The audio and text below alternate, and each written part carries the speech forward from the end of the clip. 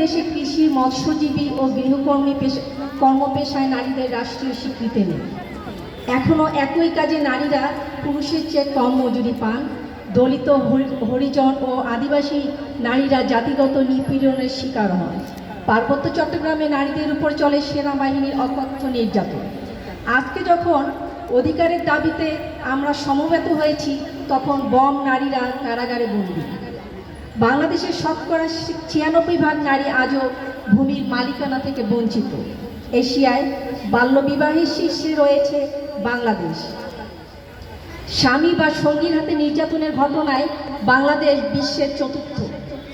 প্রতিনিয়ত নারীরা বৈবাহিক ধর্ষণের শিকার হচ্ছে। ধর্ষণ, সংঘবদ্ধ ধর্ষণ, ধর্ষণের পরে হত্যা, যৌতুকের জন্য হত্যা, আত্মহত্যায় প্ররোচনা আর যৌন নিপীড়নের মতো গুরুতর অপরাধের মামলায় 97% ক্ষেত্রেই কোনো বিচার হয় না। অভিন্ন পারিবারিক আইন না থাকায় এই প্রতিষ্ঠানটি প্রাতিষ্ঠানিক ত্রুটি বা জটিলতার কারণে সম্পত্তি, বিবাহ বিচ্ছেদ ও বিচ্ছেদের পর সন্তানের অভিভাবকত্ব পাবার অধিকার থেকে বহু নারী বঞ্চিত। এখনও যৌনকর্মীদের নাগরিক সুরক্ষা নেই। এখনও লিঙ্গীয় বৈচিত্র্যে মানুষদের স্বীকৃতি নেই। অহরহই প্রবাসী নারী শ্রমিক দেশে ফিরছে লাশ হয়ে।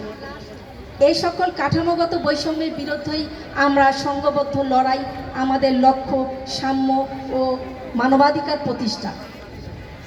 আমাদের সংস্কৃতি, ইতিহাস, ধর্ম কোনোটাই সরল নয়, সমরূপী নয়।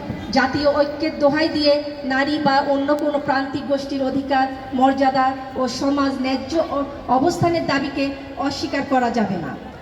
আমরা মনে করিয়ে দিতে চাই, কৃষকের ভূমির অধিকার থেকে শুরু করে পরিবেশগত ন্যায্যতা প্রতিটি নারী সংক্রান্ত বিষয় এবং নারীর অধিকার একটি ন্যায় ভিত্তিক সমাজের নির্ণায়ক। সমাজের সবচেয়ে বঞ্চিত জনগোষ্ঠীর অধিকার নিশ্চিত না করে সকলের জন্য মর্যাদা ও ন্যায় বিচার প্রতিষ্ঠিত করা যায় না।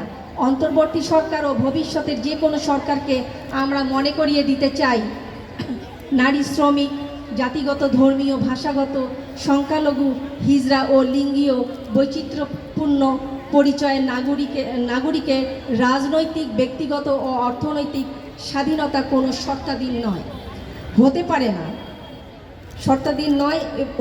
না। এই মৌলিক বিষয়গুলোকে হুমকির মুখে রাখলে তা হবে অর্ধশতকের নারী আন্দোলন এবং জুলাই অভ্যুত্থানের আকাঙ্ক্ষা ও ইনসাফের ধারণার পরিপন্থী।